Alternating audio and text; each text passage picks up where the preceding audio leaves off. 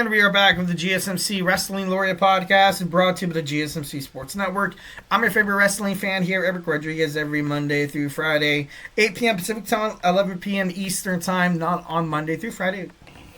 Sorry, excuse me, I did just eat. Monday nights only. Monday nights only, live on the GSMC Sports Network, 8 p.m. Pacific Time, 11 p.m. Eastern Time. Here to talk about the greatest thing in the world, professional wrestling. All the outside, outside, inside the ring, all the action and stuff like that. So make sure you guys, Superman, punch that like and subscribe button to the show. Follow the show, follow the network here at the GSMC Sports Network. We do love with all the peace, love, and positivity, 1,010%. But in terms of talking sports, it's already watered under the bridge. If you have some criticisms, maybe if you think that you're not going to get noticed because what you have to say isn't necessarily agreeing with the Wrestling Laureate here on the show, but it's all good. It's all good. It's already, it's all gravy, baby. So don't even worry about it. Just want to make sure you guys are having a good time watching and participating in the show. We are super grateful for each and every one of you guys who joins us here daily on the GSMC Sports Network. So, your support makes all the difference. So let's keep this party started, guys. Let's go ahead and, continue the greatest wrestling podcast in the world, 1,010%. And just remember to always, always, always hit up that tips and donations link at the GSMCpodcast.net. Hit up those super stickers, those super chats, because you guys are 1,010% my favorite people in the world. Because you guys watching, you guys like watching, you guys have the same passion that I do about this whole professional wrestling thing. All the action inside and outside the ring, backstage curtain calls, all the rumors, all the dramas, all the conspiracy theories. We talk about superstar and active statuses, injury updates, contract negotiations, extensions, and new signings.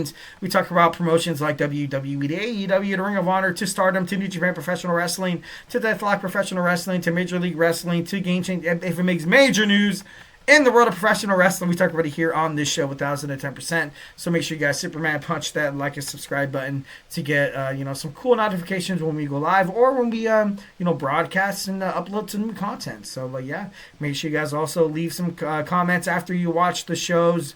So also smash that like button. Definitely love that, or share it with your favorite wrestling fan, or with your favorite wrestling friend who is also a fan. So you guys can talk about some good old fashioned wrestling.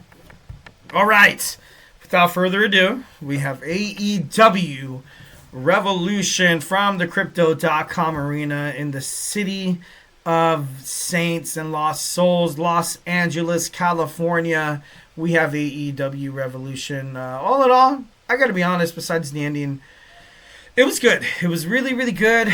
Out of 10 stars, I would probably give it an 8. Give it an 8.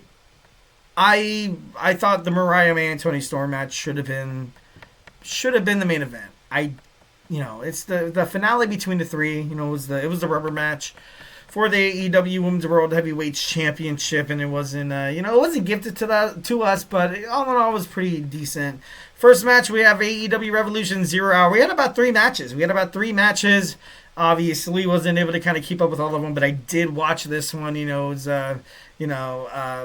the Rizzler, or the friend of the Rizzler, or whatever. Orange Cassidy and Mark Briscoe picking up the victory here. Once again, just kind of Tony Khan appealing to like the celebrity, appealing to social media. You kind of see this in WWE with why did Travis Scott come out with The Rock to attack Cody Rhodes and align with the new heel that was pronounced John Cena? It is what it is. Sometimes I don't want to say sell out because that seems kind of bad, but at the end of the day, you do kind of sell out for some celebrities to be like, what, we need to get some attention from some possible potential fans, and by all means, it's a good idea. It's a good idea, especially with WWE heading to Netflix. It's a great way to get some new featured fans. We also have AEW that streamed for the first time on Prime Video. It was $49.99, and I thought it would have been better if it was if it was available to people who actually do subscribe to Amazon Prime, but we didn't really get that, which kind of sucked. But I guess you paid for quality. We had a couple of pretty good matchups. First and foremost, this matchup was, it was pretty good. It was a nice little attempt by Brody King. Obviously, I knew this wasn't going to be a match he was, set up to win. You saw in the promo how a lot of, how Brody King realized that the reason why Kaz Okada gets a lot of his victories is because, sometimes, you can't win them all. Sometimes, the referee, he's the ultimate opportunistic person.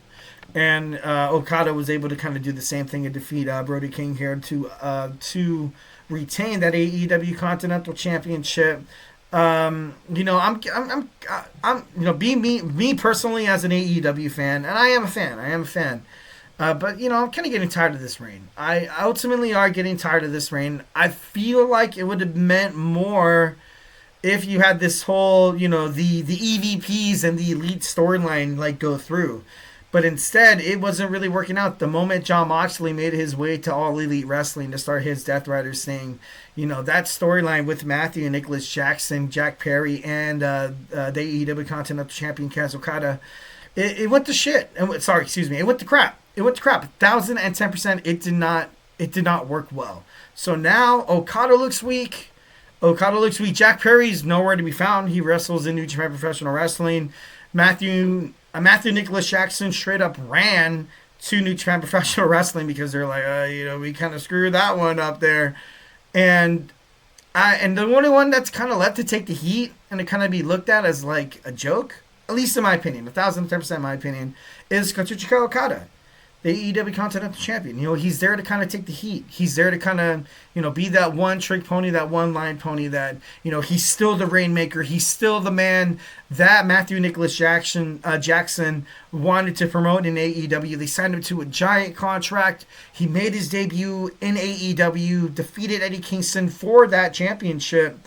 And now you see him, he fights here and there.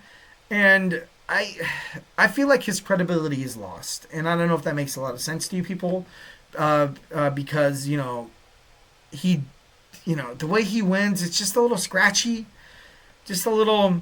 But then again, that's what a heel is, right? And, Eric, that's what a heel is. But I don't know. Maybe I don't know. I know his talent. I've seen his talent in New Japan Professional Wrestling, and it just irks me, and it just kind of sucks to see.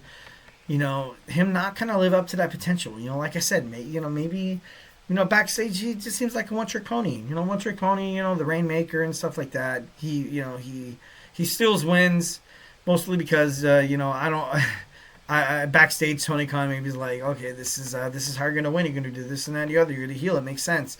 But to the fans, at least in my perspective, to the fans that did watch Kazuchika Okada in New Japan Professional Wrestling, I was like, these wins...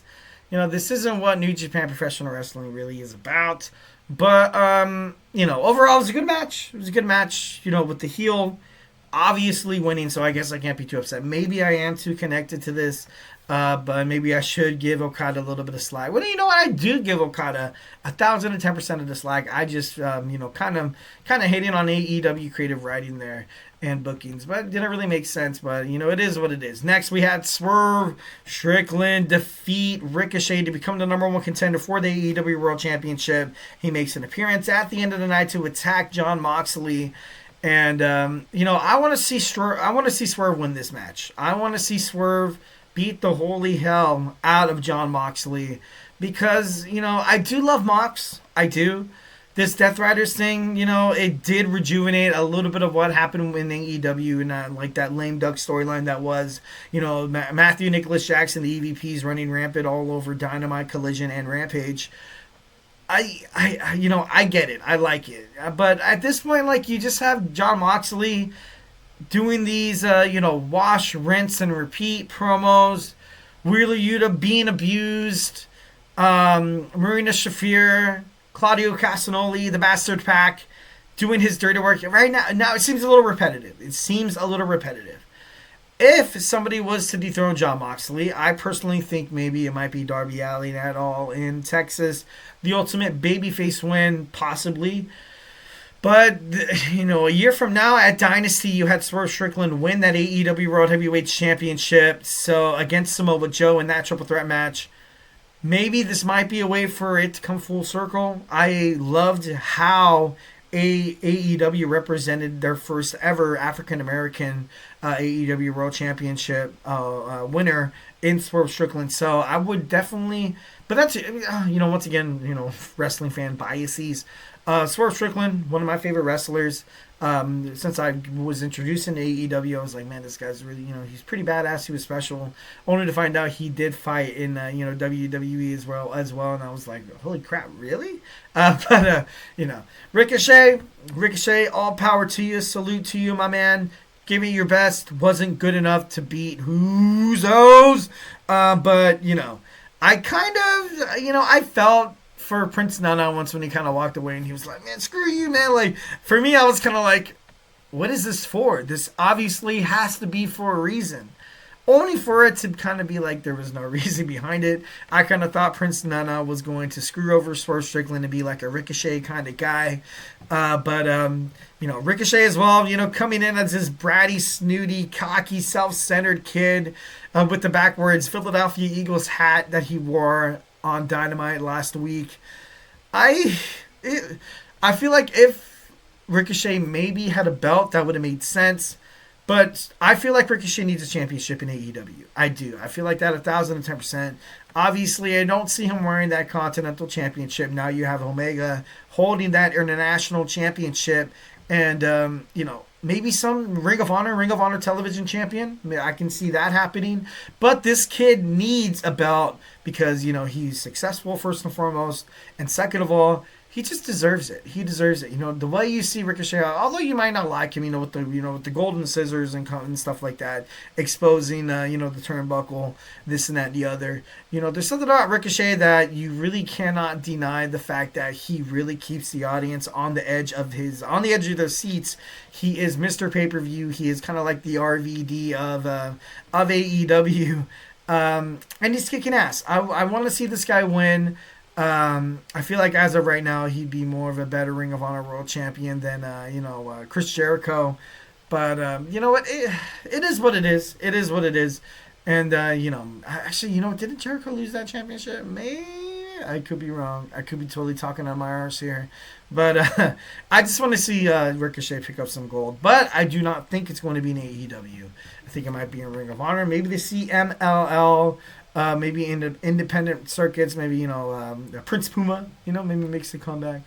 But, next we have Maxwell Jacob Friedman taking on the Hangman Adam Page in a regular singles bout. I was kind of shocked that this wasn't a little bit more, it was physical. It was physical, and it was one hell of a match.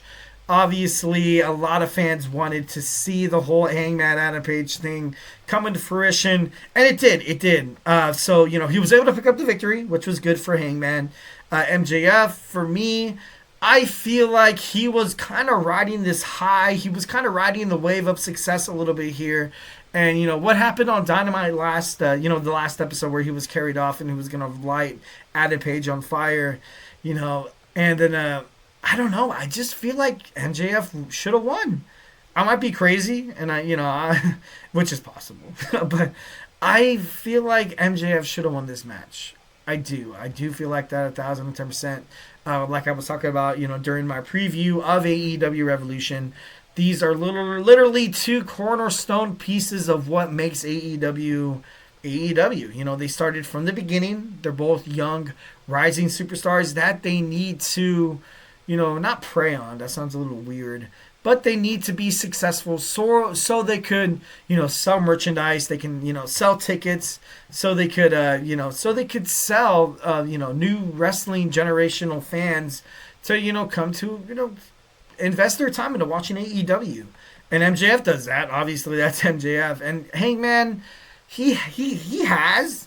but MJF was kind of right when he was like, what, MJF's done nothing wrong. Whenever I do something, you get on my ass. But when Adam Page does it, Hangman, it's all cool. He can light Swerve Strickland's childhood dream house on fire, and it's okay. You can have Hangman Adam Page attack AEW wrestling legends backstage, and guess what?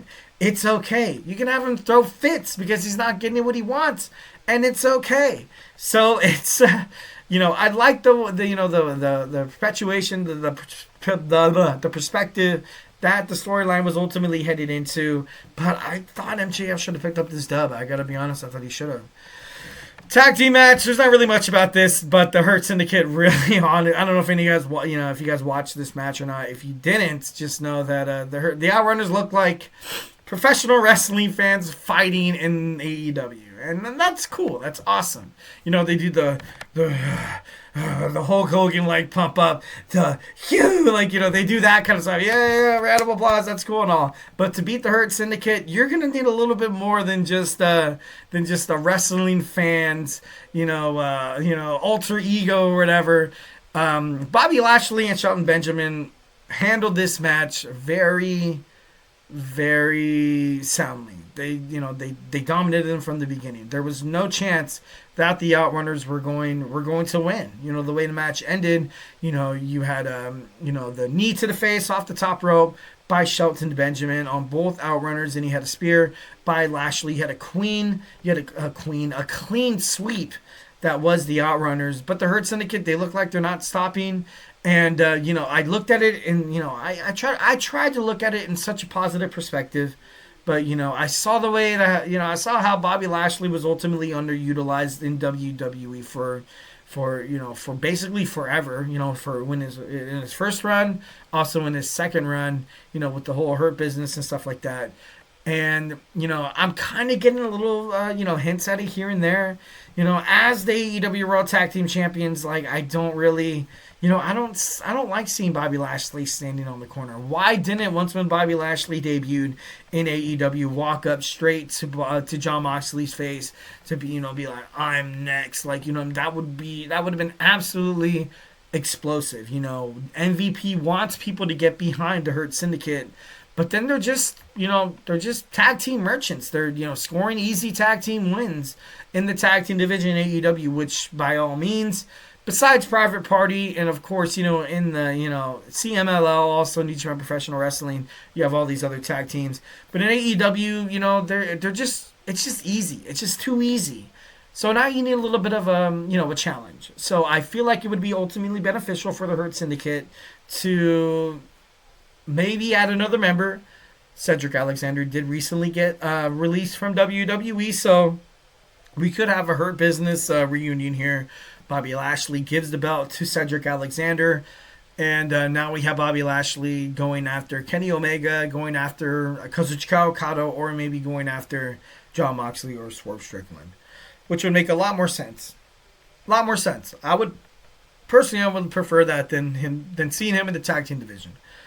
All right, next we had that should have been the main event. We had the timeless Toni Storm taking on the former AEW World Women's Champion Mariah May in a Hollywood ending. This match was, this match was beautiful. This match was perfect. It was exactly what the fans wanted. It was exactly what took AEW to the next level in terms of the women's division. Hopefully they don't mess it up. Now you kind of have it being broadcasted. Who's going to be the next one to contend for Toni Storm's AEW World Women's Championship? I want to see a casino battle royale. I want to see something like that. You don't really see women participate in that kind of match in AEW. I want to see something different. I want to see it implemented on Dynamite on Wednesday. This needs to happen. We need to find a new warrior. We need to find somebody to go face to face with the timeless Toni Storm, because as of right now, she looks great. She looks great. Mariah May is going to take a much needed vacation away from AEW. That's just my opinion. Like Toni Storm did once when she lost the AEW World Women's Champion to Mariah May. I feel like now Mariah May is going to kind of take some time away, come back in like a month and a half, and then be the next one, be like Toni Storm, and then we're gonna see these two girls go at it once again, which is great, absolutely amazing, stellar, cinematic, beautiful story. Bam, boom, see ya, wouldn't want to be ya. It's a great match. Not really much to say about that. If I say more about it, I feel like I will ruin it. But overall, congratulations to Toni Storm for regaining her championships, and congratulations to Mariah May for putting on one hell of a match. Kenny Omega is our new AEW International Champion, dethroning Don Callis family member Konosuke Takeshita. I thought Takeshita was going to win this one soundly. These two guys literally went toe-to-toe with each other for about 20 minutes. in a match that, it wasn't boring. It wasn't boring whatsoever. It did at one point kind of get to like, all right, when are these guys gonna, fall down? But Kenny Omega was able to do it, and it was a smart decision. Smart decision. Takeshita has held the title. He has already established credibility as the leader of the Don Callis family. Now he gets to, he will probably kind of he will invoke his rematch clause to challenge for that AEW International Championship once again, which seems fitting, especially going up against one of the best in the world, Kenny Omega. Kenny Omega winning this championship, I gotta be honest, is the right move for AEW. Since he's made his in-ring debut from when he was injured, he was gone for about a year and a half. AEW took a hit. Took a hit in numbers. It still seems like it's declining in viewership, but that's because Kenny Omega hasn't been around that much. And now that he's going to have a title to ultimately kind of be the circumference, kind of be that radius of Dynamite, Collision. I feel like Dynamite. You're going to see Kenny Omega defending that AEW International Championship a lot in the main event on Dynamite, which is going to draw some more viewers, which is great.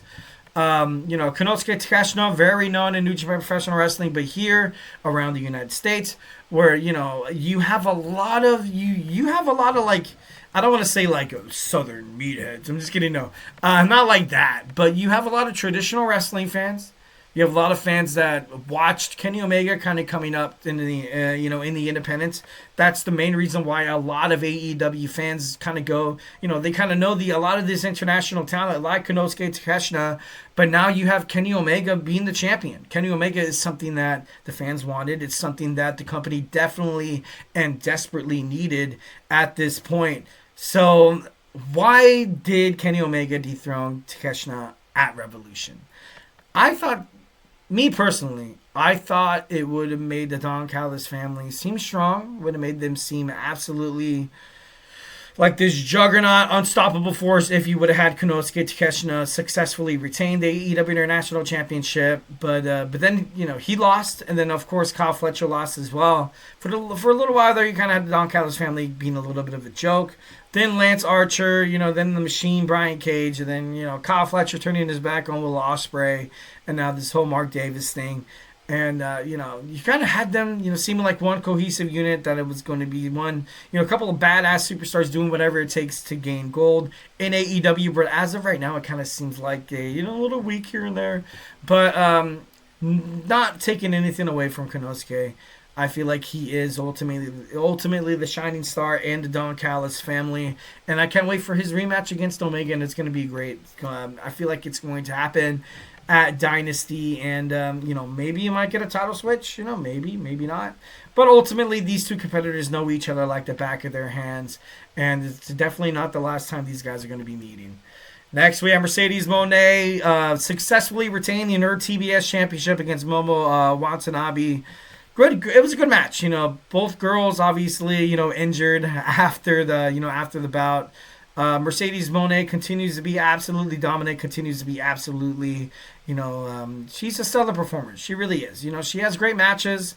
She does her best to not just propel herself in the squared circle, but, she did a lot of the times you kind of saw her sell some moves from Momo that I was kind of like, obviously based on, someone from Stardom heading toward AEW, although you do see the partnership through and through, sometimes it doesn't really transcribe into paper, you know what I mean?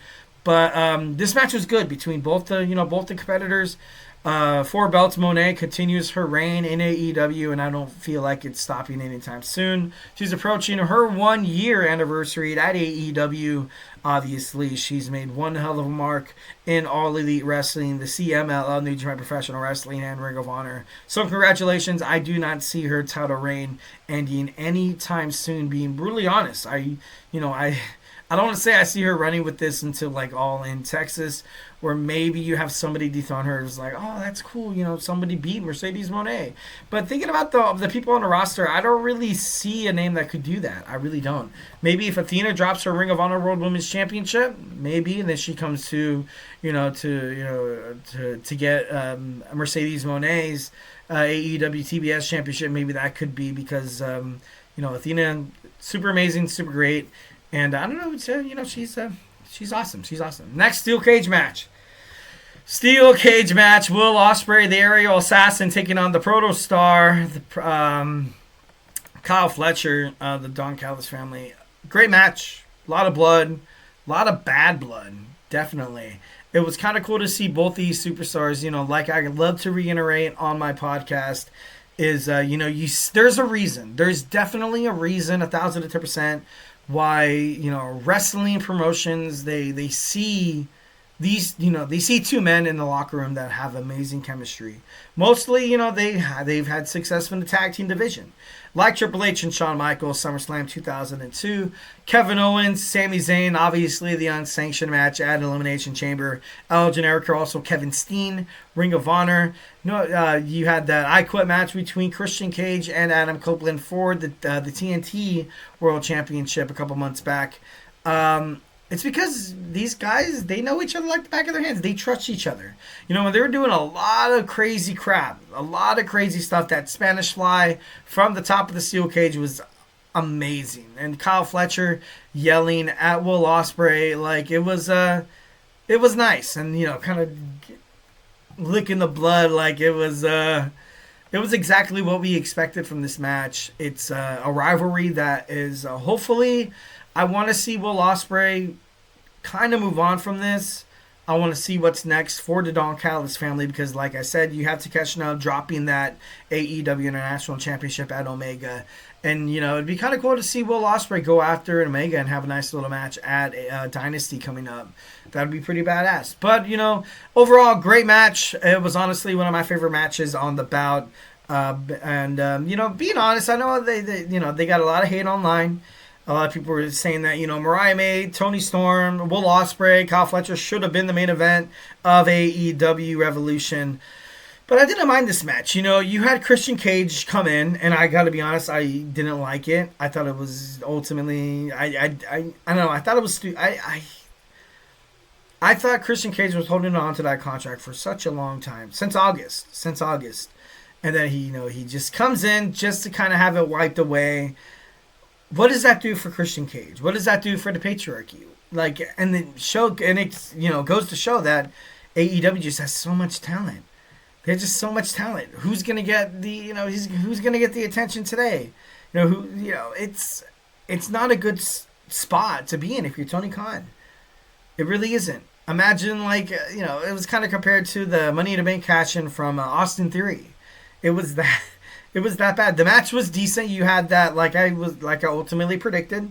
You had that spot where Wheeler Yuta had to choose between, okay, do I choose Honor and help out Cope, or do I, stick to the Stockholm Syndrome thing and help Jon Moxley, which he ended up doing. So now, you had Adam Copeland screwed out of the AEW World Championship. He technically was not pinned by Moxley. Christian Cage was, that was a doozy of a finish. It was, after an amazing, great, successful night, it was, it wasn't the best. It really, honestly wasn't the best. And still, your AEW World Heavyweight Champion, leader of the Death Riders, Jon Moxley, Los Angeles, California, Crypto.com Arena. It was, like I said, all in all, I liked it. I thought it was great. But, Christian Cage, I feel like he looks so weak. Very, very weak. He's going to have to do something on Dynamite to ultimately kind of perpetuate and kind of propel him to the top once again. Because right now he just, he seemed like a superstar that's probably going to get released, that they're not renewing his contract. And they're like, oh, we need him to get rid of that. So now we're going to get another competitor to kind of turn in that contract. And I feel like it is going to be Darby. But, I don't know, huge waste. What a waste for Christian Cage, man. That's crazy. All right, guys. So, hey, do not go anywhere. We're going to jump on into our next segment. We got plans for Roman Reigns headed into WrestleMania 41 Las Vegas, Nevada. So, grab your favorite snack, grab your favorite ice cold beverage, and join me here in about 25 seconds. So, hey, do not go anywhere.